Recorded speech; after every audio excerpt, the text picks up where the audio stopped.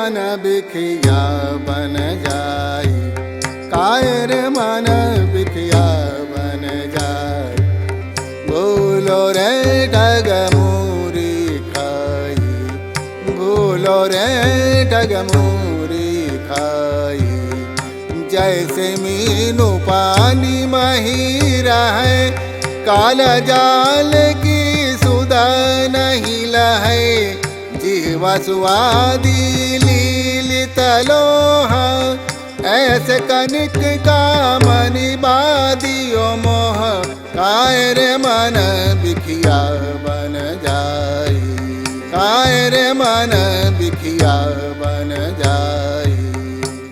सन 1295 के अंत में नामदेव जी महाराज, संत ज्ञानेश्वर जी आदि संतों की इस मंडली ने महाराष्ट्र लौटने के उद्देश्य से काशी से प्रस्थान किया।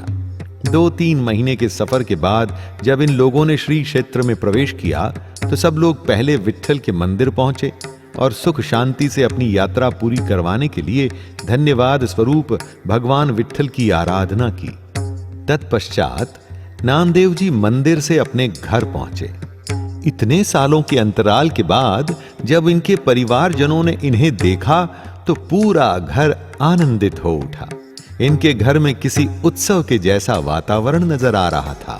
जय हरि विठ्ठल, जय हरि विठ्ठल, जय हरि विठ्ठल, जय हरि विठ्ठल। अपनी तीर्थ यात्रा से वापसी के समय रास्ते में ही इस संत मंडली ने पंढरपुर पहुंचकर तीर्थ यात्रा के समापन पर एक विशाल भोज करने का निश्चय किया था। सो अगले दिन जब संत मंडली फिर से भगवान विट्ठल के मंदिर में एकत्रित हुई तो समापन भोज पर चर्चा हुई और एक शुभ दिन देखकर भोज करने का निर्णय लिया गया। जय हरि विठ्ठल, जय हरि विठ्ठल, जय हरि विठ्ठल, जय हरि विठ्ठल। सभी संतों की इच्छा थी कि इस समापन भोज में अगर भगवान विट्ठल भी सम्मिलित हों तो भोज का आयोजन सफल हो जाएगा। संत मंडली ने अपनी इस इच्छा को भगवान विट्ठल के चरणों में रखा तो संत ज्ञानेश्वर के माध्यम से भगवान विट्ठल ने अपनी सहमति दे दी। जय हरि विठ्ठल, जय हरि विठ्ठल, जय हरि विठ्ठल, जय हरि विठ्ठल। निश्चित तिथि के दिन इन लोगों ने बड़े ही उत्साह और लगन से तीर्थ यात्रा समापन भोज का आयोजन किया, जिसमें नामदेव जी महाराज, संत निवृत्तिनाथ, संत ज्ञानेश्वर जी, संत सोपाननाथ, मुक्ताबाई, भक्त संत गोरा कुम्हार, परिसा भागवत एवं नामदेव जी की शिष्या जनाबाई के अलावा चोखा जी और बांका जी जैसे और भी संत महात्माओं ने भगवान विट्ठल के साथ एक ही पंक्ति में बैठकर भोजन ग्रहण किया था। जय हरि विठ्ठल, जय हरि विठ्ठल, जय हरि विठ्ठल, जय हरि विठ्ठल। नामदेव जी महाराज अपने अभंगों और प्रवचनों में ही समाज सुधार की बात नहीं करते थे, बल्कि वो व्यवहारिक तौर पर स्वयं भी उन बातों पर अमल करते थे। इस महाभोज में इन्होंने ये बात साबित कर दी थी। महर जैसी निम्न समझे जाने वाली जाति से संबंध रखने वाले चोखा जी, बांका जी और जनाबाई का इन महात्माओं के साथ बैठकर भोजन करने से इस समारोह ने ऊंच नीच के भेदभाव को नष्ट कर दिया था। यानी नामदेव जी महाराज जाति पाति से ऊपर उठकर जनमानस के लिए काम करते थे। काय करऊं जाति कहाँ करऊं, पाति कहाँ करऊं, जाति कहाँ करऊं पाति। राम को नाम जपऊ दिन राति, मनु मेरो गजुजी हवा मेरी काती। नामदेव जी के काल में समाज की अवस्था बेहद दयनीय थी। उस दौर में वर्ण परंपरा की प्रबलता के कारण गरीब एवं नीची जाति के लोग छुआछूत जैसी समस्या से जूझ रहे थे। पंडित और पुजारी धर्म के नाम पर लोगों को डराकर ठग रहे थे।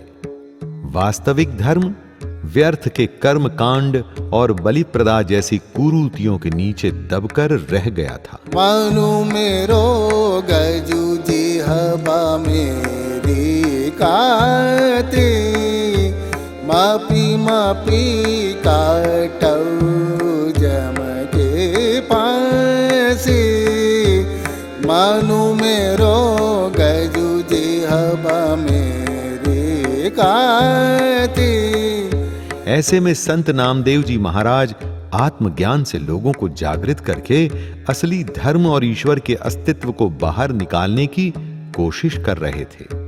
उनके लिखे अभंगों में इसी बात का संदेश मिलता है कि ईश्वर प्राप्ति के लिए अपने शरीर को कष्ट देकर साधन करना और बलि चढ़ाना आवश्यक नहीं है। इन सब के कारण तो ईश्वर प्राणी से क्षुब्ध हो जाता है, क्योंकि अपने रचे हुए किसी भी जीव को कष्ट पहुंचते परमात्मा कैसे देख सकता है। ईश्वर को मात्र निस्वार्थ लोगों की सेवा और उस निराकार की भक्ति करके ही पाया जा सकता है। अगर दूसरे शब्दों में कहा जाए तो नामदेव जी महाराज ने अपने अनुयायियों को ईश्वर की भक्ति करते हुए मानवता की राह पर चलने का संदेश दिया था। बनारसी तप करे, बनारसी तप करे, उलटी तीरथ मरे, उलटी तीरथ मरे।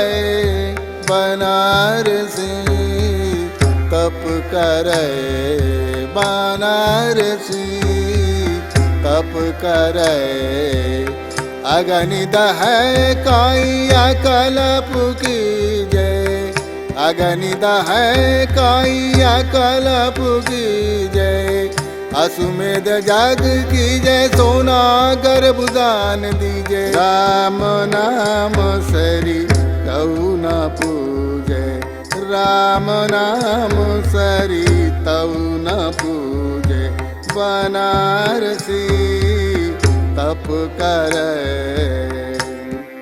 इनकी इन बातों से ब्राह्मण समुदाय में बेहद रोष फैल गया था, क्योंकि ब्राह्मण समुदाय का मानना था कि ईश्वर की पूजा और धर्म का प्रचार करने का अधिकार केवल उनका है। एक छिप्पी द्वारा इस तरह भगवत प्रचार करना और उनके द्वारा करवाई जाने वाले पूजा पाठ को गलत बताना, भला ब्राह्मण समुदाय कैसे इन बातों को बर्दाश्त कर सकता था। लिहाजा समस्त ब्राह्मण समुदाय ने एक होकर नामदेव जी महाराज को सबक सिखाने का इरादा किया और एक दिन विट्ठल भगवान के मंदिर में ध्यान लगाकर बैठे नामदेव जी को घेर लिया। इस समय सभी ब्राह्मण हाथों में लाठियां लिए हिंसा पर उतारू थे। इन लोगों द्वारा घेर लिए जाने के बाद भी नामदेव जी अपने ध्यान में ही लीन रहे।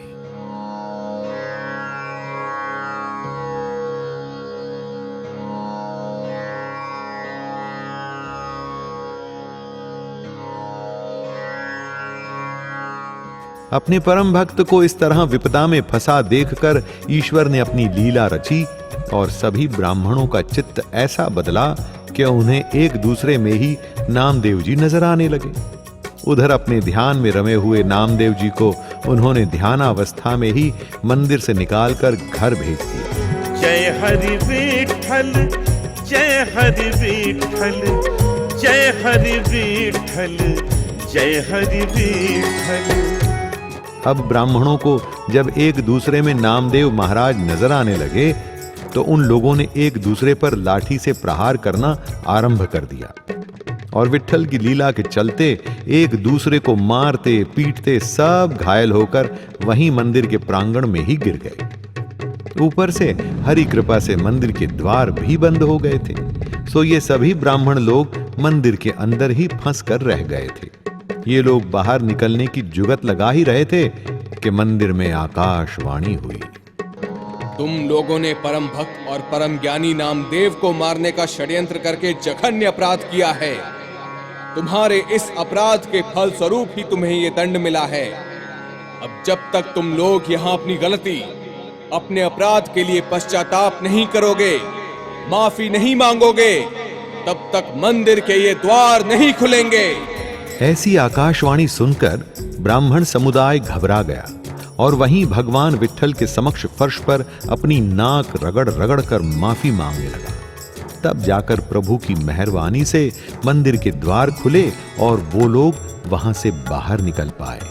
देवा पहन तारियले, देवा पहन तारियले, राम कहत जन कस न तरे, राम कहत जन कस न तरे, देवा पहन तारियले, देवा पहन तारियले।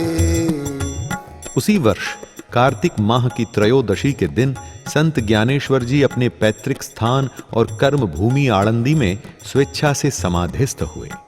उसके ठीक एक माह बाद ही मार्गशीर्ष की त्रयोदशी के दिन उनके भाई सोपान देव जी ने सासवड़ में, बहन मुक्ताबाई ने अगले वर्ष ज्येष्ठ की द्वादशी के दिन ऐलनाबाद में और निवृत्तिनाथ जी ने भी उसी दिन त्र्यंबकेश्वर में समाधि लेकर इस संसार से विदा ले ली।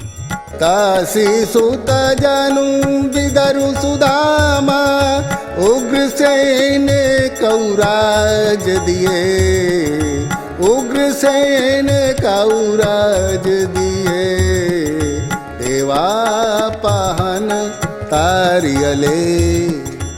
अपने गुरु से ज्ञान प्राप्त करने से पहले नामदेव जी ने जो तीर्थ यात्रा की थी उसका कोई आध्यात्मिक महत्व नहीं था, क्योंकि उस यात्रा के समय इनके मन में उस यात्रा के माध्यम से ईश्वर प्राप्ति की अभिलाषा थी, यानी कि मन में स्वार्थ था। ये स्वार्थ वाली बात इनको समझ में आई अपने गुरु से ज्ञान प्राप्ति के पश्चात। लिहाजा उसके बाद इन्होंने जितनी भी तीर्थ यात्राएं की उनमें स्वार्थ की जगह परमार्थ था। जगह जगह विचरण करके भक्ति और ज्ञान से लोगों की चेतना को जागृत करने का परमार्थ। आसु मेघा जागने तुला पुरख दाने प्राग स्नाने, आसु मेघा जागने तुला पुरख दाने प्राग स्नाने, ताऊ ना पूजा ही हरि कीरति नाम, ताऊ ना पूजा ही हरि कीरति नाम, आसु मेघा, आसु मेघा, आसु मेघा जागने तुला पुरख दाने प्राग स्नाने। अपने समकालीन संतों और प्रथम तीर्थ यात्रा के सहयात्रियों के परलोक सिधारने के बाद नामदेव जी महाराज ने मानव जाति को आध्यात्मिक और धार्मिक रूप से चेतन करने के इरादे से अकेले ही भ्रमण करने का फैसला किया और सन 1297 के आखिरी महीने में पैदल ही दक्षिण भारत की यात्रा पर निकल पड़े। इस यात्रा के दौरान भी ये रात्रि में किसी मंदिर या धर्मशाला में विश्राम करते थे और दोनों समय अपना भोजन स्वयं बनाकर खाते थे। एक दिन हुआ ये कि सफर के दौरान चलते चलते दोपहर हो गई थी और इन्हें भूख का भी एहसास होने लगा था। सो इन्होंने एक तालाब के किनारे एक छायादार वृक्ष देखकर वहीं भोजन बना खाकर आगे बढ़ने का इरादा किया। पेड़ के नीचे एक उचित सा स्थान देखकर इन्होंने 2 पत्थर रखकर चूल्हा बनाया और आसपास से सूखी लकड़ी लाकर भोजन पकाने का बंदोबस्त कर लिया। अपनी खाद्य सामग्री ये हमेशा अपने साथ लेकर सफर करते थे। इन्होंने चूल्हा सुलगाया और आटे की रोटियां सेकने लग गए। हालांकि ये अपने लिए भोजन बना रहे थे, लेकिन इनका ध्यान उस समय भी परमेश्वर के चिंतन में ही लगा हुआ था। जब देखा तब गावा, ताऊ जन धीरज पावा, जब देखा तब गावा, ताऊ जन धीरज पावा, नादी समाइलो रे सतगुरु भेटिले दे तब गावा तऊ जन धीरज पावा। भगवान का सुमिरन करते हुए ये रोटी सेक सेक कर अपने पास में रखी छाबड़ी में रखते जा रहे थे। ये चूल्हे पर रखी रोटी सेक ही रहे थे कि तभी इन्होंने देखा कि एक कुत्ता इनकी छाबड़ी में से रोटी उठाकर ले गया। हर प्राणी में ईश्वर का रूप देखने वाले नामदेव महाराज को उस कुत्ते में भी भगवान नजर आए और वो घी की कुल्हड़ी लेकर उस कुत्ते के पीछे ये कहते हुए दौड़ पड़े, प्रभु मुझे रोटी में घी तो लगाने दीजिए, आप सूखी रोटी खाएंगे तो आपके कंठ में अटक जाएगी। और उस कुत्ते ने भी जैसे उनकी बात सुन ली थी, वह ठहर गया था। तब नामदेव जी महाराज ने उसके मुंह से रोटी निकालकर उस पर अच्छे से घी लगाया और फिर अपने हाथों से उसे खिलाई। उस दिन कुत्ते का पेट भर जाने के पश्चात ही इन्होंने भोजन ग्रहण किया था। जपहीन तपहीन कुलहीन करमहीन नाम के स्वामी ते उतरे, नाम के स्वामी ते उतरे, देवा पहन तारियले। नामदेव जी महाराज ने सन 1299 के मध्य में अपनी तीसरी यात्रा की शुरुआत की। इस यात्रा में भी नामदेव जी के साथ कोई नहीं था।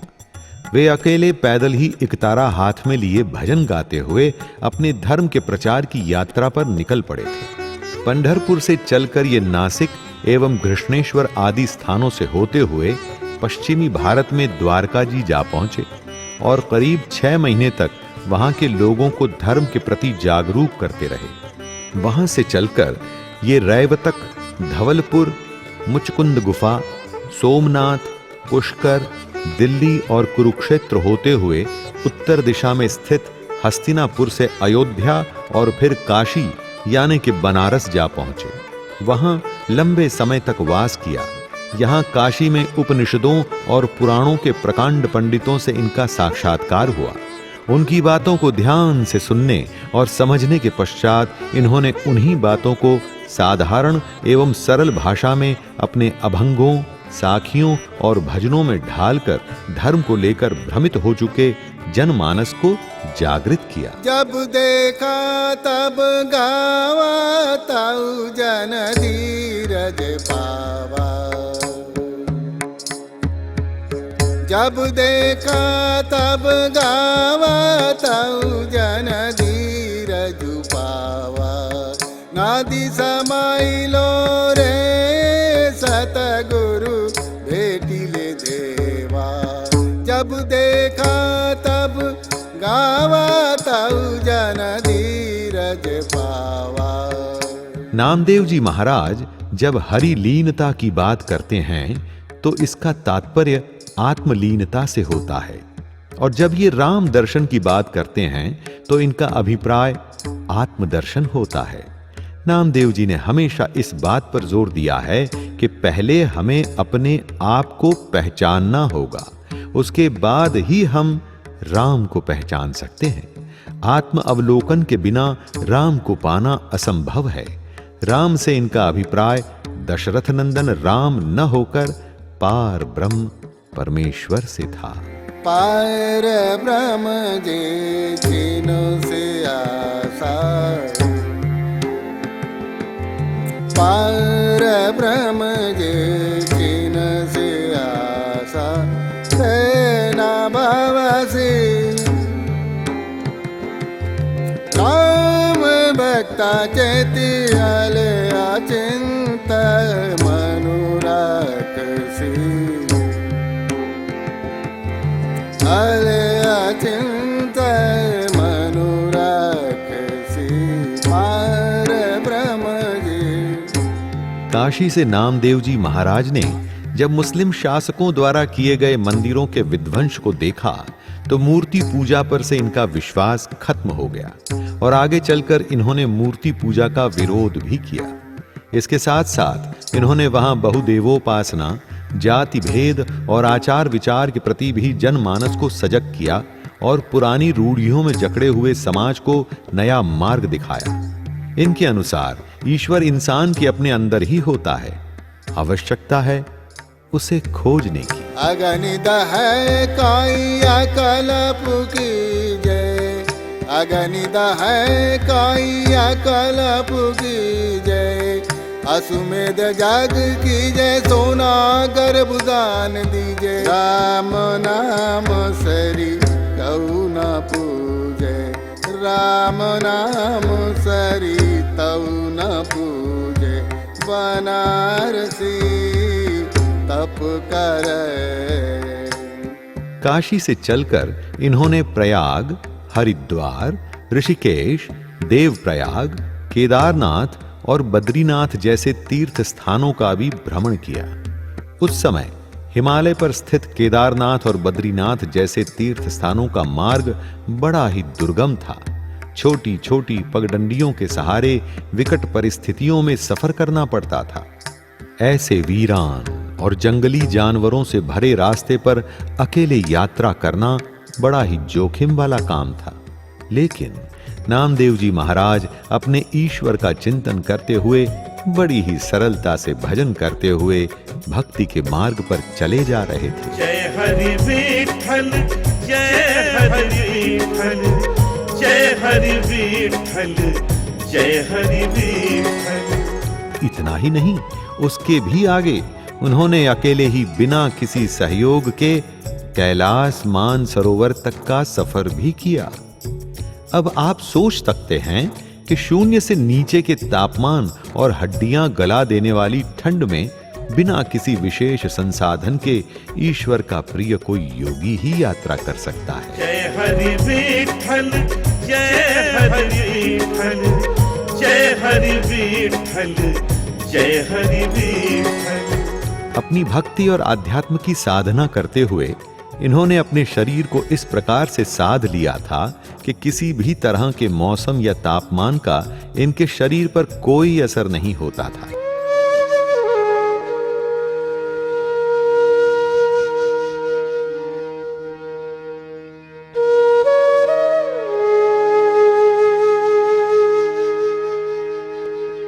मानसरोवर से वापसी के समय ये अयोध्या, काशी, प्रयाग, नैमिषारण्य, मधुपुरी, मिथिला, वृंदावन, उज्जैन और महाबलेश्वर आदि स्थानों से होते हुए वापस पंढरपुर पहुंचे थे।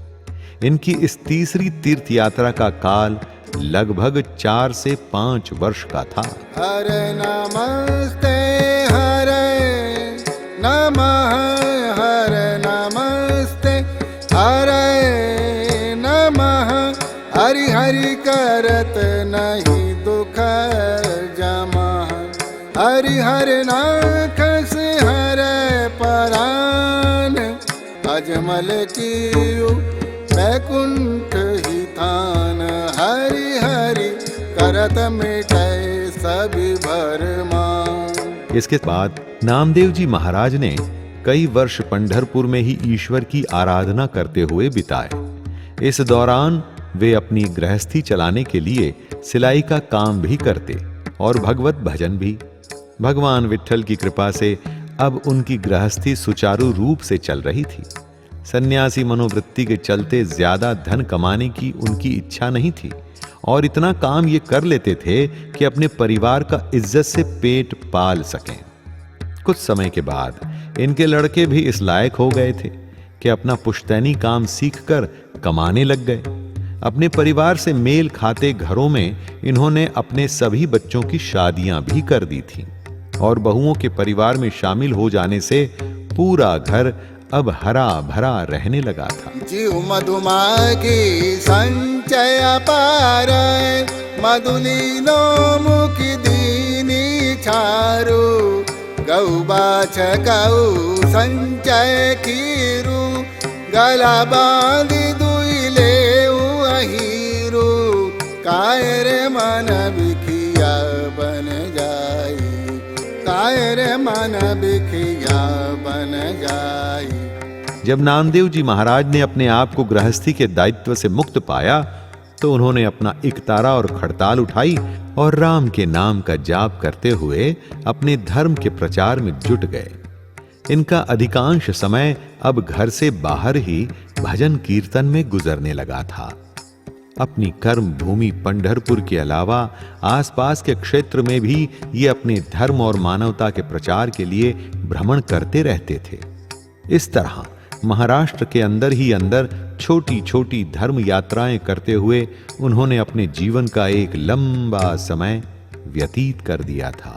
मैया कारणी सरमु अति करे, सो मायालय गाड़े धरे, अति संचय समझे नहीं मूड़ी, तनु धरती तनु होई गयो धूड़ी, कायर मन बिखिया बन जाई, कायर मन बिखिया बन जाई। सन 1321 के आसपास जब नामदेव जी महाराज को पता चला कि उत्तर भारत में मुस्लिम शासकों द्वारा वहां हिंदू समुदाय को धर्मांतरण के लिए मजबूर किया जा रहा है और लोग भयवश अपना धर्म बदलने पर मजबूर हो रहे हैं, तो इन्होंने एक बार फिर से उत्तर भारत की यात्रा का कार्यक्रम बनाया और अपने कुछ साथियों को लेकर चल पड़े। यात्रा के दौरान रास्ते में जहां कहीं भी इन्हें मौका मिलता था, ये जन समुदाय को एकत्र करते और अपने धर्म का महत्व बताते हुए उस पर अडिग रहने का संदेश अपने भजनों द्वारा जन समूह को देते। साहिबा संकट व सेवकू बजय, साहिबा संकट व सेवकू बजय, चिरंकाल न जीवे दो कुल जय, चिरंकाल न जीवे दो कुल जय, तेरी भगति न छोड़ो बावे लोग हंसे। अपनी यात्रा के दौरान एक बार नामदेव जी महाराज लोगों को ज्ञान भक्ति का प्रवचन दे रहे थे। तभी श्रोताओं में बैठे इनके एक भक्त ने एक प्रश्न किया। महाराज, हमें बताया जाता है कि ईश्वर हर जगह मौजूद है। अगर ये बात सत्य है तो वो हमें कभी दिखाई क्यों नहीं देता? हम कैसे मान लें कि वो सचमुच हैं? उस भक्त की बात सुनकर नामदेव जी ने मुस्कुराकर अपने एक अन्य भक्त से एक लोटा पानी और थोड़ा सा नमक मंगवाया और सवाल करने वाले भक्त से बोले, पुत्र, तुम इस नमक को लोटे के पानी में डालो और मिला दो। नामदेव जी के आदेश का पालन करते हुए उस भक्त ने नमक लोटे के पानी में मिला दिया और नामदेव जी की तरफ देखने लगा। नामदेव जी ने उससे मुस्कुराते हुए पूछा, अब तुम इस लोटे में देखकर बताओ, क्या तुम्हें पानी में नमक दिखाई दे रहा है? नहीं महाराज। ठीक है, अब जरा इसे चख कर देखो, क्या चखने पर नमक का स्वाद आ रहा है? उस भक्त ने पानी को चखा और बोला, जी महाराज, इसमें नमक का स्वाद आ रहा है। ठीक है, अब जरा इस पानी को उबालो। नामदेव जी महाराज का आदेश मानते हुए पानी को उबाला गया। कुछ देर उबलने के बाद जब पानी वाष्प बनकर उड़ गया, तब नामदेव जी ने उस भक्त से सवाल किया, अब इस लोटे में देखकर बताओ, तुम्हें क्या दिखाई दे रहा है? महाराज, इसमें तो अब मात्र नमक के कण दिखाई दे रहे हैं। जिस प्रकार तुम पानी में नमक का स्वाद तो अनुभव कर पाए हो पर उसे देख नहीं पाए, उसी प्रकार इस जग में तुम्हें ईश्वर हर जगह दिखाई नहीं देता, पर तुम उसे अनुभव कर सकते हो। जिस तरह अग्नि के ताप से पानी भाप बनकर उड़ गया और नमक दिखाई देने लगा, उसी प्रकार तुम भक्ति, ध्यान और सत्कर्म द्वारा अपने विकारों का अंत करके परमात्मा को पा सकते हो। नामदेव जी महाराज ने जगत में ईश्वर की उपस्थिति की बात अपने भक्तों को इतनी सहजता से समझाई थी कि बड़े आराम से बात उनकी समझ में आ गई थी। इसी प्रकार अपने भक्तों की शंकाओं का सरलता से समाधान करते हुए नामदेव जी महाराज अपनी यात्रा के पड़ाव पार करते जा रहे थे। महाशिवरात्रि से एक दिन पहले ये अपने कुछ अनुयायियों के साथ औंढा नागनाथ मंदिर जा पहुंचे। अगले दिन महाशिवरात्रि वाले दिन नामदेव जी महाराज वहां मंदिर के मुख्य दरवाजे के सामने भगवान के भजन में लीन थे। नामदेव जी के भजनों में इतना भाव और रस था कि भक्त भाव विभोर होकर उनके भजन सुन रहे थे। सुबह जब मंदिर का ब्राह्मण पुजारी मंदिर में पूजा पाठ करने के लिए मंदिर पहुंचा, तो मंदिर के सामने भजन कर रहे लोगों का जमघट देखकर उसे क्रोध आ गया और नामदेव जी के भजन में अवरोध उत्पन्न करते हुए वो बोला, ये तुमने यहाँ क्या भीड़ लगा रखी है? तुम्हारी जात का पता है ना पात का। यहाँ मात्र उच्च जाति वालों को ही भजन कीर्तन की अनुमति है। जाओ यहाँ से और कहीं और जाकर अपना कीर्तन करो। पुजारी की बात सुनकर नामदेव जी उसकी अज्ञानता पर मन ही मन मुस्कुराए, लेकिन पुजारी के इस तरह के व्यवहार से वो अपने आप को बेहद दुखी व अपने ईश्वर को अपमानित हुआ महसूस कर रहे थे। एक पल भी गंवाए बिना वो अपनी मंडली के साथ मंदिर के पीछे की तरफ जाकर अपने आराध्य का करुणामयी पुकार में भजन करने लगे। हसत खेलत तेरे देहुरे आईया, हसत खेलत तेरे देहुरे आईया, भगति करत नामा पकड़ी उठाईया, भगति करत नामा पकड़ी उठाईया, हसत खेलत तेरे देहुरे आईया, हसत खेलत तेरे देहुरे आईया। अब यहाँ प्रभु को पुजारी जी महाराज की अज्ञानता को भी दूर करना था, लिहाजा अपने प्रिय भक्त के आर्तनाद को महसूस कर प्रभु ने अपने पूरे मंदिर को ही पूर्व से पश्चिम की ओर घुमा दिया। ले कमली चलियों पलटाई, देहुरे पाछे बैठा जाई, जियो जियो नाम हरि गुण उचरे, भगत जना कऊ देहुरा पिरै, हसत खेलत तेरे देहुरे आईया, हसत खेलत तेरे देहुरे आईया। भगवान की अद्भुत लीला, भगवान के कुछ कृपा है। वो जहाँ पर पीछे संकीर्तन कर रहे थे वही पूरब का गेट अपने आप पश्चिम में आके उनके सामने खड़ा हो गया। ये देखकर पुजारी हैरान रह गया। तब उसके मन में उत्पन्न हो रहे संशय को दूर करते हुए नामदेव जी महाराज ने कहा, आप मंदिर के द्वार का मुख पश्चिम की ओर देखकर विचलित न होइए पुजारी जी। ईश्वर आपको ये समझाना चाहते हैं कि वो इस मंदिर की मूर्ति में उपस्थित नहीं है। उनका अस्तित्व तो हर जगह, हर दिशा और हर वस्तु में है। भगवान हर उस स्थान पर हैं जहां प्रेम और प्यार है। भगवान अपने भक्त के चढ़ावे का भूखा नहीं है, वो तो भक्त के प्यार का भूखा है। अगर भगवान को प्रसन्न करना है तो उसके बनाए हुए जीवों से प्रेम करो, उन्हें प्रसन्न करो। ईश्वर ने ही आपको भी बनाया है और मुझे भी। जब ईश्वर ने हमारी रचना करते समय भेदभाव नहीं किया, तब आप कैसे उसके दरबार में इंसानों से भेदभाव कर सकते हैं? पुजारी जी को ज्यादा समझाने की जरूरत नहीं थी। मंदिर के द्वार की दिशा के बदलने से वह समझ गया था कि नामदेव जी महाराज कोई मामूली भजनी नहीं है। इनके एक उच्च कोटि के संत होने का एहसास उसे हो गया था। नामदेव जी महाराज के पांव पकड़ते हुए वो बोला, हे पुण्यात्मा, अनजाने में आपको न पहचान पाने की मुझसे भूल हो गई है। मैं हृदय से आपसे क्षमा चाहता हूँ। मैं आपसे विनती करता हूँ कि आप कुछ दिन यहाँ रहकर इस स्थान को पवित्र कर दें और अपने ज्ञान से हम अज्ञानियों के मन के अंधकार को दूर कर दें, तो हम पर आपका बड़ा उपकार होगा। अब कोई ज्ञान पिपासु नामदेव जी से इस तरह की विनती करे और नामदेव जी उसे नकार दें, ये भला कैसे हो सकता था? पुजारी जी के अनुनय को देखते हुए नामदेव जी ने काफी समय उस स्थान पर बिताया और भक्तों के मन को अपने ज्ञान के प्रकाश से आलोकित किया।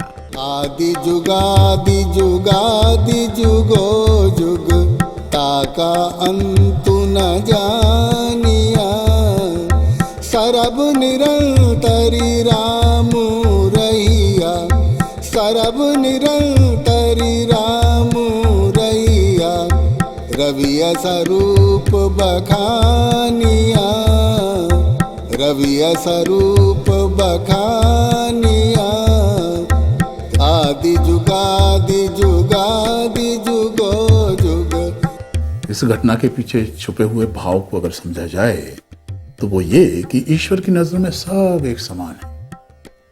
मंदिर के द्वार की दिशा बदलने का अर्थ यहाँ लोगों के मन में ऊंच नीच और जात पात की भावना के बदलने से है। नामदेव जी के कारण मंदिर के द्वार की दिशा ही नहीं बदली, बल्कि पुजारी और अन्य उच्च जाति के लोगों के मन की भावना भी परिवर्तित हुई थी। उस घटना के बाद से औंढा नागनाथ मंदिर का मुख्य द्वार आज भी पश्चिम मुखी ही है। गोविंद गाजे सब दुबाजे, गोविंद गाजे सब दुबाजे, आनंद रूपी मेरो रामैया, आनंद रूपी मेरो रामैया, आदि जुगादि जुगादि जुगो जुग। महाराष्ट्र से चलकर नामदेव जी महाराज गुजरात होते हुए राजस्थान के मारवाड़ क्षेत्र में पहुंचे तो वहां इन्होंने कुछ दिन विश्राम करने के इरादे से अपनी यात्रा को विराम दिया। यहां से नामदेव जी जब दिल्ली के आसपास के क्षेत्र में पहुंचे तो देखा कि वहां का मुस्लिम शासक अपने स्वार्थ के लिए हिंदुओं और मुसलमानों के बीच वैमनस्य उत्पन्न कर रहा था। नामदेव जी ने कठिनाइयों का सामना कर रहे दोनों समुदाय के लोगों को समझाया और उन्हें एकता का संदेश दिया। आउ कलंदर के सवा करिया बुदाली बेसवा, करिया बुदाली बेसवा, आउ कलंदर के सवा, आउ कलंदर के सवा।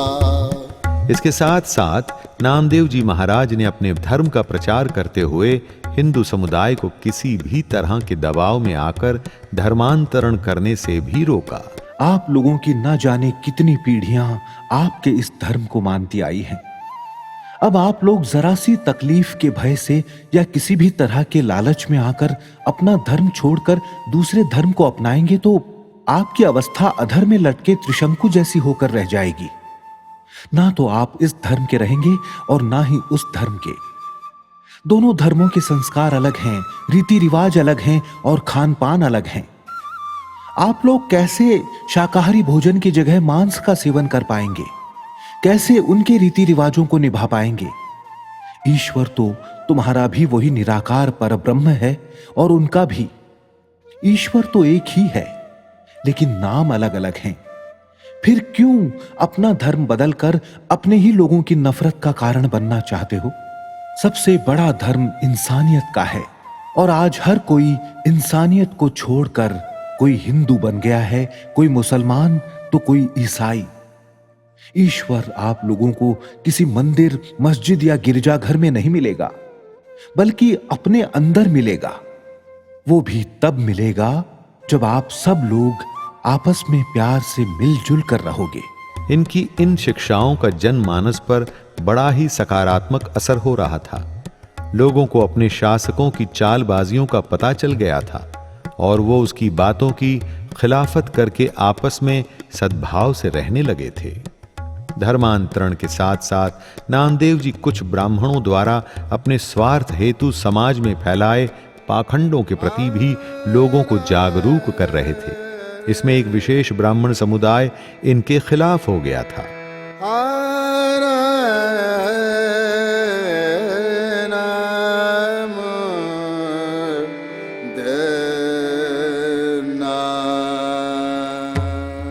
सन 1325 ईस्वी में अपने पिता की मृत्यु के पश्चात मोहम्मद बिन तुगलक दिल्ली के सिंहासन पर बैठा था।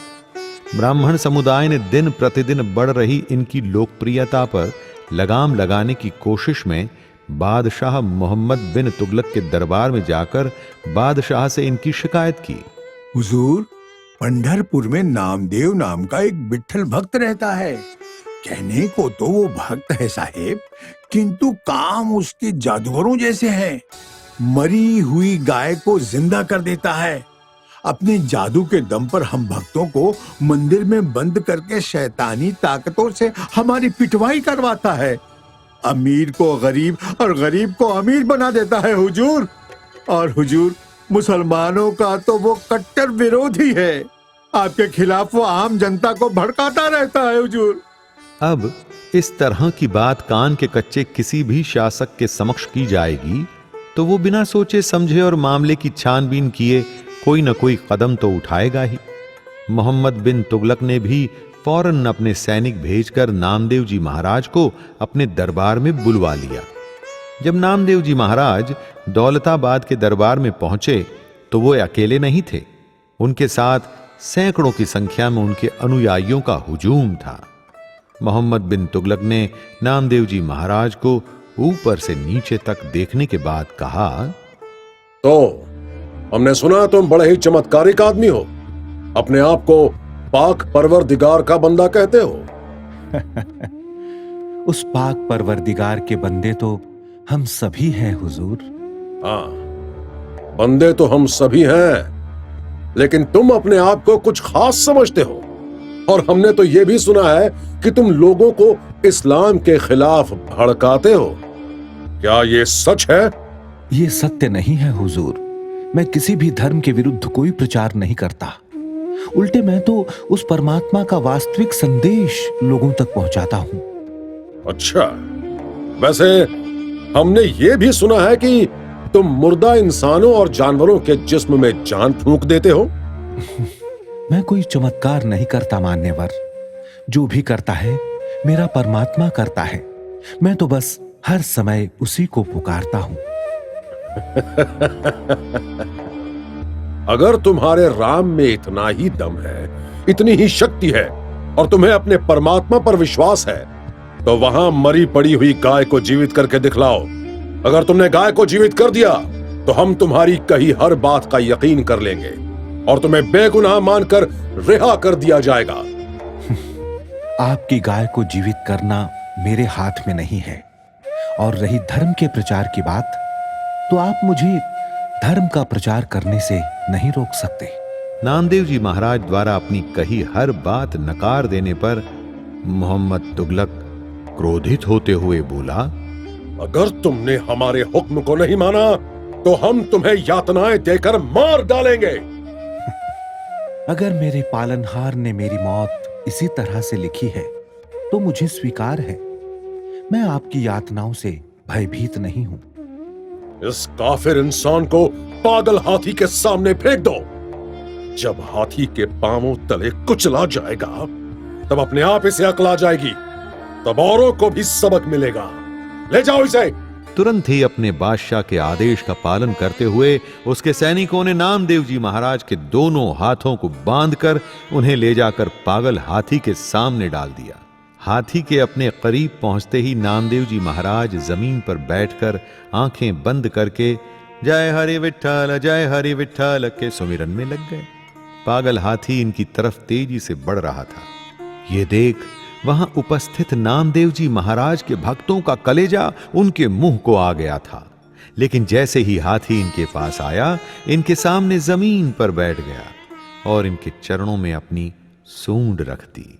हाथी के सूंड का स्पर्श पाते ही नामदेव जी ने अपनी आंखें खोली और मुस्कुराते हुए बड़े प्यार से उसकी सूंड को सहलाने लगे। नामा तू ईश्वर का प्यारा, तुझ सा संत नहीं संसारा। अपने भक्त को मुसीबत में फंसा देख गरुड़ पर बैठे भगवान वहां पधारे और गाय को जीवित करके अंतर्ध्यान हो गए। अपनी आंखों से ये सब देखकर बादशाह को समझ आ गया था कि नामदेव जी महाराज कोई साधारण संत नहीं थे, बल्कि मानव जाति के कल्याण हेतु परमात्मा का भेजा हुआ दूत ही थे। इसके बाद बादशाह ने न सिर्फ नामदेव जी को आदर सहित उनके गांव वापस छोड़कर आने का आदेश दिया था, बल्कि कई बेशकीमती तोहफे भी नामदेव जी को देने चाहे थे। हुजूर, मैं एक सन्यासी आदमी हूं। आपके दिए हुए कीमती तोहफे मेरे किस काम के? आप अगर मेरे लिए कुछ करना ही चाहते हैं तो अपने प्रदेश की जनता की भलाई के लिए कुछ ऐसा कर दे कि लोग आपको हमेशा याद रखें। सहज अवली धूड़ी मणि गाड़ी चालती, सहज अवली धूड़ी मणि गाड़ी चालती। तीन काल करी हाकती, पीछ तीन काल करी हाकती, जैसे पनकत थरु टिटी हाकती, सरी धोवन चाली लडुली, सरी धोवन चाली लडुली, सहज अवली धूड़ी मणि गाड़ी चालती। दिल्ली से हरिद्वार होते हुए नामदेव जी पंजाब के कलीबंगन, पीलीबंगन, मुल्तान दिशा में बटाला, धारीवाल, सकोवाल, जालंधर, पटियाला, गोविंदपुर, पठानकोट आदि स्थानों पर भ्रमण करते हुए गुरदासपुर जा पहुंचे।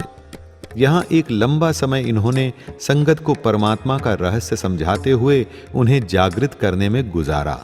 हरे नमस्ते हरे नमः, हरे नमस्ते हरे नमः, हरि हरि करत नहीं दुख जमा, हरि हरि नाथ से हरे परान, अजमल कीयु वैकुंठ ही थान, हरि हरि करत मिटे सभी भरमान।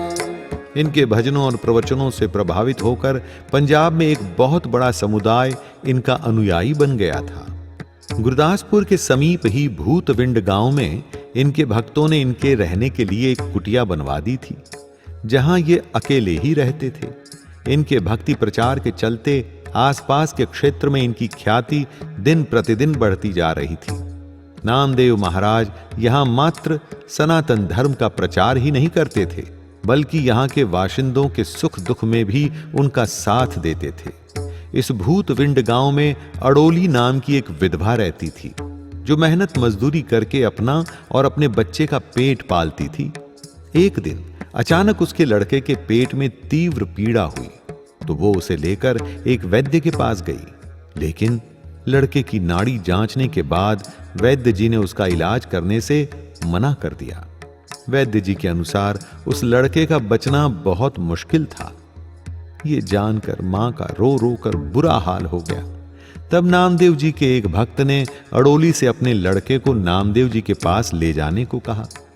बेचारी अड़ोली उसे एक उम्मीद नजर आई और वो अपने लड़के को लेकर नामदेव जी की कुटिया पर पहुंची। लड़का दर्द से छटपटा रहा था। नामदेव जी ने प्रभु का ध्यान करके उसके सर पर हाथ रखा और घड़े में से पानी लेकर उसे पिलाया। अगले ही पल उस लड़के की पीड़ा दूर हो गई।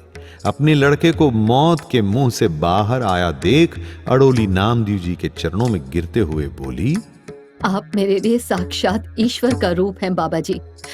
आपने मेरे बच्चे को मरने से बचा लिया। आज से ये मेरा नहीं, आपका बच्चा है। जीवन भर आपके पास रहकर आपकी सेवा करेगा। अड़ोली की बात सुनकर नामदेव जी ने उसे समझाने की बहुत कोशिश की, लेकिन वह नहीं मानी और अपने लड़के को नामदेव जी की कुटिया पर छोड़कर चली गई। उसके बाद से वह लड़का वहीं रहकर नामदेव जी की सेवा करने लगा। नामदेव जी महाराज ने उस लड़के को बोहरा दास नाम दिया और आगे चलकर वह नामदेव जी के प्रमुख शिष्य के रूप में जाना जाने लगा। केशो खत्री का कोढ़ उतारे, बोहरा दास शीश बने प्यारे। भूतविंड स्थित यही वो स्थान है जहां नामदेव जी ने बोहरा दास को जीवन दान दिया था।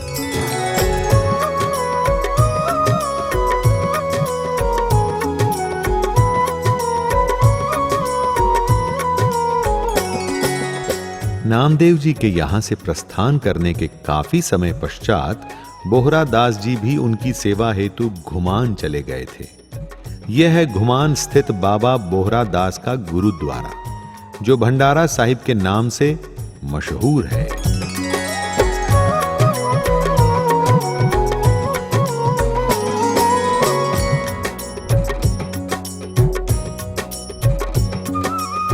भूतविंड में सोई हुई आत्माओं को जगाकर नामदेव जी महाराज मरण गांव और उसके बाद भट्टीवाल गांव जा पहुंचे। दरअसल उस समय भट्टीवाल गांव में पानी की बहुत समस्या थी। सो ईश्वर ने उस क्षेत्र में पानी की व्यवस्था करने के इरादे से ही नामदेव जी महाराज को वहां जाने के लिए प्रेरित किया था। नामदेव जी के वहां पहुंचने पर जब गांव वालों ने अपनी पानी की समस्या से उन्हें अवगत कराया तो उन्होंने पूरे गांव का निरीक्षण करने के बाद एक स्थान को कुआं बनाने के लिए चिन्हित कर दिया। नामदेव जी के सुझाए हुए स्थान पर जब कुआं खोदा गया तो वहां मीठे पानी का स्रोत मिला। भट्टीवाल कुआं खुदवाए, जल मीठा तालाब बनाए। एक भट्टीवाल ਦੇ ਵਿੱਚ ਜਿੱਥੇ ਬਾਬਾ ਜੀ ਦੀ ਜਦੋਂ ਸਵੇਰੇ ਉੱਠ ਕੇ ਸੰਗਤਾਂ ਦੇ ਵਿੱਚ ਵਿਚਰਦੇ ਸੀ, ਉੱਥੇ ਖੂਹ ਸਾਹਿਬ ਗੁਰਦੁਆਰਾ ਜਿੱਥੇ ਬਾਬਾ ਜੀ ਦੇ ਵੇਲੇ ਜਦੋਂ ਪਾਣੀ ਦੀ ਬਹੁਤ ਘਾਟ ਹੁੰਦੀ ਸੀ ਤੇ ਉਦੋਂ ਬਾਬਾ ਜੀ ਨੇ ਆਪਣੇ ਭੱਟੀਵਾਲ ਦੇ ਨਗਰਾਂ ਦੇ ਨਾਲ ਬਖਸ਼ਿਸ਼ ਕਰਕੇ ਖੂਹ ਸਾਹਿਬ ਲਵਾਇਆ, ਜਿੱਥੇ ਬਾਬਾ ਜੀ ਦੀ ਵੀ ਹਾਜ਼ਰੀ ਹੋਣ ਕਰਕੇ ਉੱਥੇ ਉਹ ਗੁਰਦੁਆਰਾ ਅੱਜ ਖੂਹ ਸਾਹਿਬ ਬਣਿਆ, जिथे संगतां अपनियां परमेश्वर का नाम जपदियां। भट्टीवाल स्थित ये स्थान आज गुरुद्वारा खूह साहिब के नाम से जाना जाता है।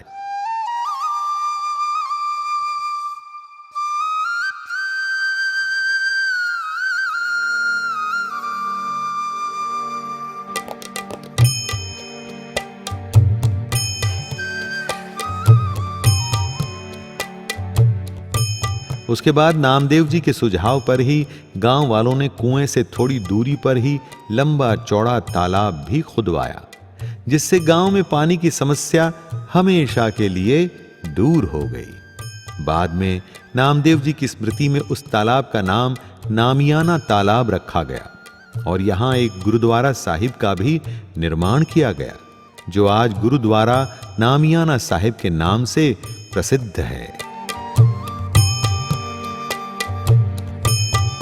भट्टीवाल में ही एक गुरुद्वारा खुंडी साहब है। कहते हैं कि श्री नामदेव जी के भट्टीवाल प्रवास के दौरान एक मिरासी ने बेर की एक सूखी लकड़ी इन्हें दिखाते हुए कहा था कि अगर वो अपने परमात्मा के इतने ही प्यारे हैं तो उस लकड़ी को हरा करके दिखाएं। इस पर नामदेव जी ने मुस्कुराते हुए बेर की उस सूखी लकड़ी को वहीं जमीन में रोप दिया था, जिसने बाद में बेर के विशाल वृक्ष का रूप ले लिया था और जो आज तक मौजूद है। कालांतर में वहां गुरुद्वारा साहिब का निर्माण किया गया, जो आज गुरुद्वारा खुंडी साहिब के नाम से जाना जाता है। भट्टीवाल गांव में नामदेव जी ने लंबे समय तक वास किया था और वहां अनेकों भक्तों को नाम दान देकर अपना शिष्य बनाया था। इस गांव के जल्लो और लद्धा का नाम इनके प्रमुख शिष्यों में आता है। कहते हैं कि जल्लो तो इनके साथ पंढरपुर तक भी गया था। इन दोनों ही शिष्यों ने नामदेव जी के मत का खूब प्रचार किया था। भट्टीवाल के पास में ही धारीवाल गांव में इन दोनों की याद में गुरुद्वारों का निर्माण किया गया, जिन्हें आज गुरुद्वारा जल्लो साहिब जी और गुरुद्वारा लद्धा साहिब जी के नाम से जाना जाता है।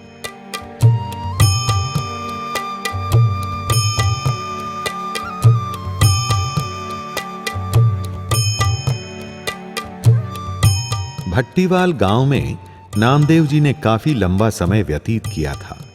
यहां जन समुदाय के बीच प्रचार करते करते उत्पन्न हुई एक रसता को तोड़ने के इरादे से नामदेव जी महाराज ने किसी एकांत जगह पर जाकर ध्यान करने का मन बनाया और गुरदासपुर के पास गहन जंगल में एक तालाब के पास रमणीय स्थान देखकर अपना डेरा जमा लिया। लेकिन इनके चाहने वाले कहां इन्हें एकांतवास भोगने देने वाले थे। आहिस्ता आहिस्ता इनके आसपास इनके भक्तों ने वहां आकर रहना आरंभ कर दिया और कुछ दिनों बाद ही उस जगह ने एक छोटे से गांव का रूप ले लिया था।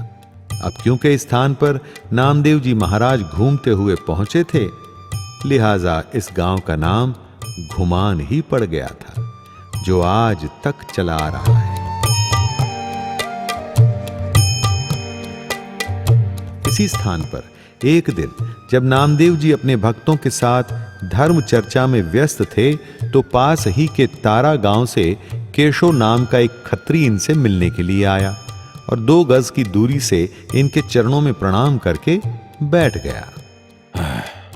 इतनी दूर क्यों बैठ गए भाई? मेरे पास आकर बैठो। बाबा जी, इसे कोढ़ की बीमारी है, ये आपके नजदीक नहीं आ सकता। इसका कहीं इलाज नहीं करवाया? बहुत जगह करवाया बाबा जी, लेकिन कुछ फायदा नहीं हुआ। अपनी इस बीमारी से परेशान होकर आज तो ये आत्महत्या करने जा रहा था। बड़ी मुश्किल से इसे समझा बुझाकर आपके पास लेकर आया हूं। कोई बात नहीं, चिंता मत करो बेटा जी, सब ठीक हो जाएगा। तुम इसी समय परमात्मा का नाम लेकर सामने वाले तालाब में स्नान करके आओ। नामदेव जी का कहना मानकर केशव उठा और अपने रब को याद करके तालाब में कूद गया। कुछ देर बाद जब वह तालाब से बाहर निकला तो उसका शरीर एकदम स्वस्थ था। कोढ़ न जाने कहां गायब हो गया था। इसे बाबा जी का चमत्कार मानकर केशव आया और नामदेव जी के चरणों में अपना सर रखकर रोने लगा। उस दिन के बाद से वह नामदेव जी महाराज का पक्का शिष्य बन गया था। उसने वहीं नामदेव जी के पास रहकर आजीवन उनकी सेवा करने का निश्चय कर लिया था। केशव के अविवाहित होने के कारण लोग उसे केशव कलंधर कहकर भी बुलाते थे।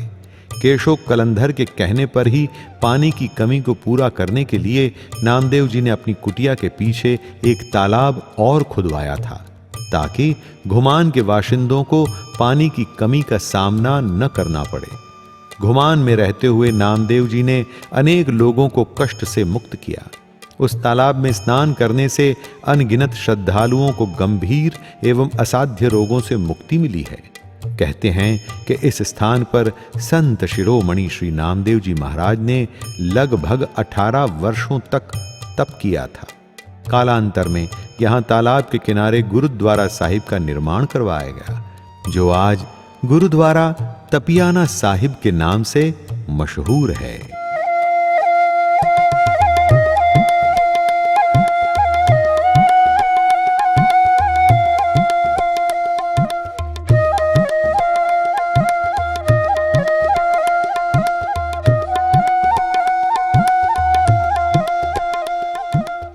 पंजाब में सिख समुदाय के लोग इन्हें भक्त नामदेव बाबा के नाम से जानते। यहाँ रहते हुए इन्होंने पंजाब के न जाने कितने ऐसे इलाकों की पदयात्राएं की थी जहां हिंदू और मुस्लिम दोनों रहते थे। इन लोगों के बीच जाकर नामदेव जी ने हमेशा भाईचारे का ही संदेश दिया था। सबको मिलजुल कर रहने की बात ये अपने अभंगों द्वारा करते थे।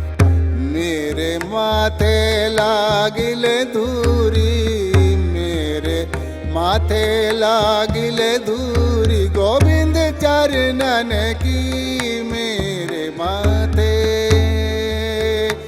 मेरे माथे, मेरे माथे लागिले धूरी, गोविंद चरणन की, सुर नर मुनि जन तिनहु ते दूरी, पतित पावन माधो बिरदु तेरा। अपने आध्यात्मिक जीवन का एक लंबा समय नामदेव जी ने यहां घुमान में व्यतीत किया था। कहते हैं कि मोहम्मद बिन तुगलक के चचेरे भाई फिरोज तुगलक को जब अपने भाई द्वारा नामदेव जी महाराज पर की गई ज्यादतियों के बारे में जानकारी मिली तो उसने नामदेव जी के स्थान को तलाशने की कोशिश की और वो खोजते खोजते घुमान आ पहुंचा। यहां आकर उसने प्रायश्चित के रूप में श्री नामदेव जी महाराज के समाधि स्थल पर मंदिर बनाने के लिए नामदेव जी के शिष्यों से इजाजत मांगी और इजाजत मिलने पर अपने ही अंदाज में इस मंदिर का निर्माण करवाया। उन्होंने ये मंदिर है जो मुसलमान टोम का सारा बना हुआ है, ये उन्होंने बनाया है। ये उन्होंने यहाँ आकर पश्चाताप किया कि हमारे जो पूर्वज थे जो उन्होंने बहुत लोगों के जुल्म किए थे, इसलिए उन्होंने पश्चाताप करके ये घुमान में जो मंदिर बनाया। मंदिर जो हमारे जो मंदिर होते हैं, जो गुरुद्वारे होते हैं, वो ज़मीन से जहाँ तो बराबर होते हैं, जहाँ ऊंचे होते हैं। तो जो मुसलमान टोम के जितने भी मस्जिद बनती हैं, जब बनते हैं, वो नीचे ज़मीन से नीचे होते हैं। इसलिए ये भी जो मंदिर बना हुआ है ये ज़मीन से नीचे है। ये जो अभी स्थान आप खड़े हैं, ये बाबा जी का, नामदेव जी का अंतिम समाधि स्थान है। कालांतर में यहाँ श्री नामदेव जी के भक्तों द्वारा आलीशान गुरुद्वारे का निर्माण किया गया, जो आज गुरुद्वारा श्री नामदेव दरबार साहिब के नाम से प्रसिद्ध है।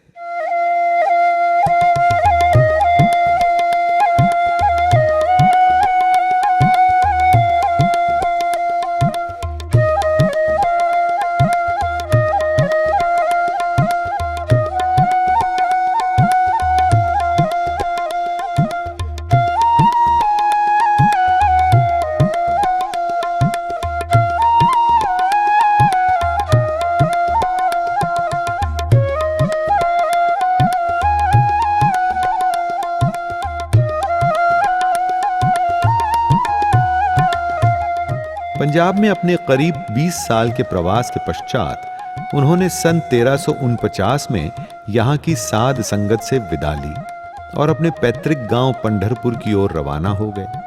पैदल चलते हुए कई महीनों के सफर के बाद जब ये अपने घर वापस पहुंचे तो इनके भक्तों ने इनका भव्य स्वागत किया। इतने समय तक घर से बाहर रहने और इतनी लंबी यात्रा के कारण शरीर पूरी तरह से थक चुका था। अब इनके मन में अपने परमात्मा में विलीन होने की प्रबल इच्छा उत्पन्न हो चली थी। अब जब कभी भी ये ध्यान में बैठते तो इनका मन अपने ईश्वर से एक ही बात कहता था, हे मेरे परमात्मा, आपकी कृपा से अब मेरी सभी मनोकामनाएं पूर्ण हो गई हैं। आपने जिस मनोरथ से मुझे इस धरती पर भेजा था, अगर वो पूरा हो गया हो तो मुझे अब अपने चरणों में जगह दे दीजिए। मुझे स्वेच्छा से समाधि लेने की आज्ञा दीजिए। अपने परम भक्त के अनुनय पर परमपिता परमात्मा ने एक दिन इन्हें दृष्टांत देकर समाधि की अनुमति दे दी। सन 1350 में 3 जुलाई को शनिवार के दिन जब आषाढ़ की त्रयोदशी थी, नामदेव जी महाराज ने विट्ठल भगवान के मंदिर के महाद्वार के सामने हजारों भक्तों की उपस्थिति में सपरिवार जीवित समाधि ले ली और हमेशा के लिए अपने इष्ट में विलीन हो गए। उनकी अंतिम इच्छा थी कि श्री हरि विट्ठल के दर्शनार्थ जो भी भक्त मंदिर में प्रवेश करे तब उनकी रजकण इनके माथे पर पड़े। आज इस स्थान को श्री नामदेव पायरी के नाम से जाना जाता है। नामा तेरे दरस बिना दिन कटते ना रैन, एक झलक जो देख लूं मन में पड़ जाए चैन। पंढरपुर की धरती पर भजन किया दिन रात, नामा तेरे नाम सी नहीं कोई सौगात। कुछ विद्वान इनका समाधि स्थल घुमान मानते हैं और कुछ पंढरपुर के पक्ष में। लेकिन यह भी तो संभव है कि नामदेव जी ने अपने आप को इतना साध लिया था कि वो एक ही समय में 2 स्थान पर उपस्थित रहकर समाधि लेने में सक्षम थे। यहां हमारा विषय ये नहीं है कि नामदेव जी महाराज का जन्म कहां हुआ था, किस स्थान पर उन्होंने समाधि ली थी। यहां हमारा मूल विषय है हिंदुस्तान के भक्ति आंदोलन में नामदेव जी का महत्वपूर्ण योगदान और समाज को दी गई उनकी शिक्षाएं। हिंदुस्तान की भक्ति परंपरा में श्री नामदेव जी का नाम बेहद महत्वपूर्ण है। आदि शंकराचार्य के बाद समस्त भारत में धर्म प्रचार करने में नामदेव जी का नाम प्रमुखता से लिया जाता है। एकाई पाथर की जय भाऊ, दूजाई पाथर धरिए पाऊ। जय ओहु देवता ओहु भी देवा, जय ओहु देवता ओहु भी देवा।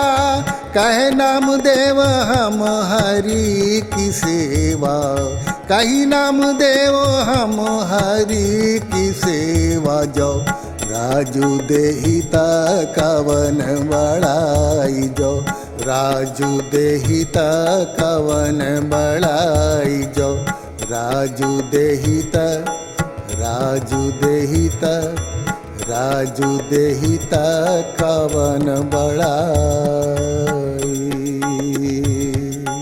संत नामदेव अपनी उच्च कोटि की आध्यात्मिक उपलब्धियों के लिए ही विख्यात हुए हैं।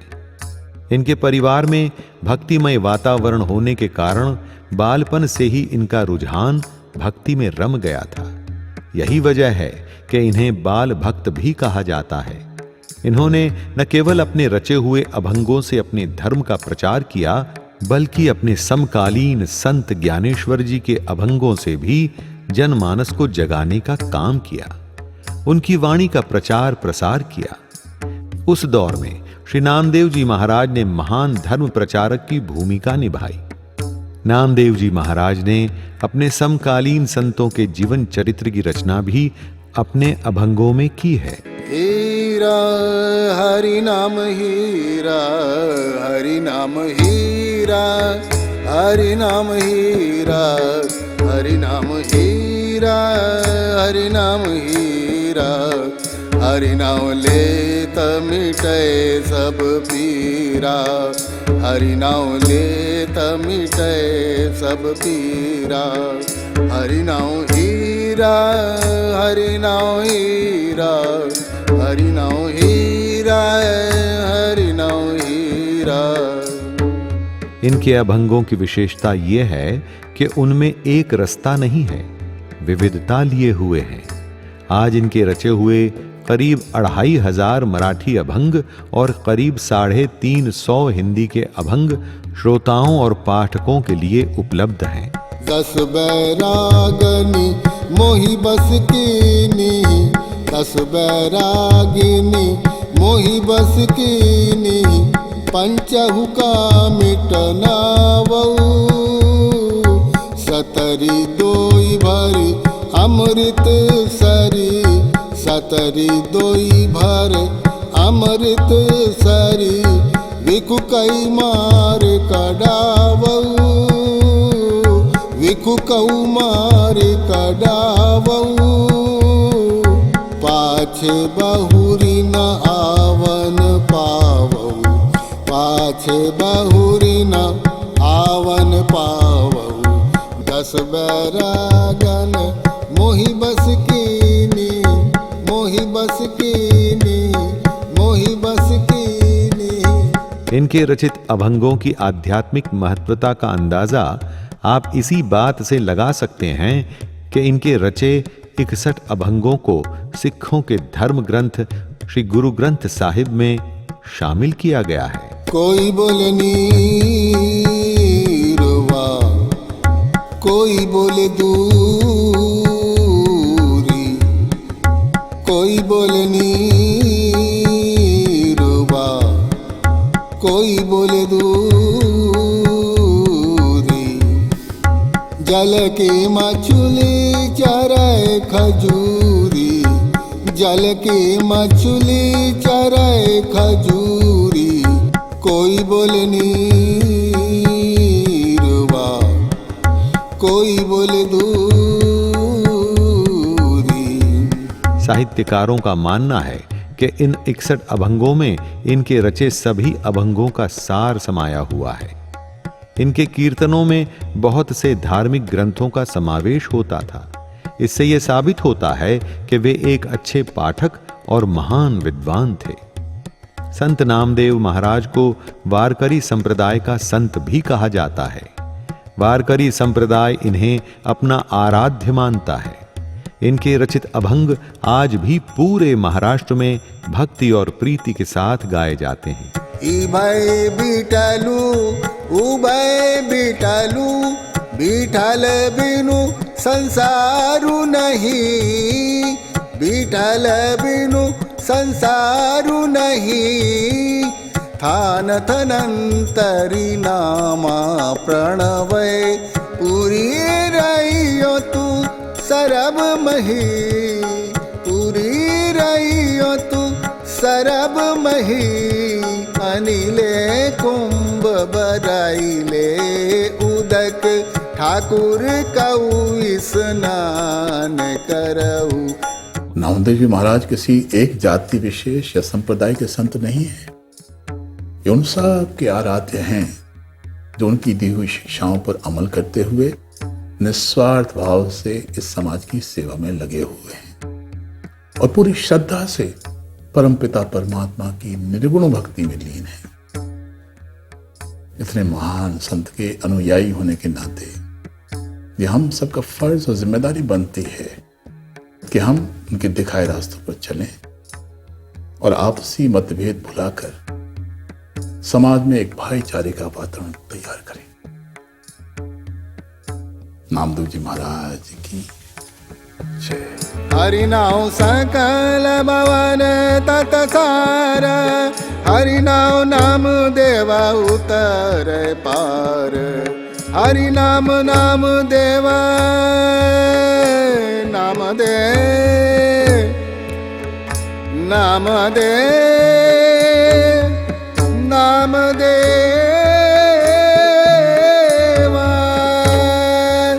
नाम देवा। हरि नाम देवा उतर पार। हरि नाम हीरा, हरि नाम हीरा, हरि नाम हीरा।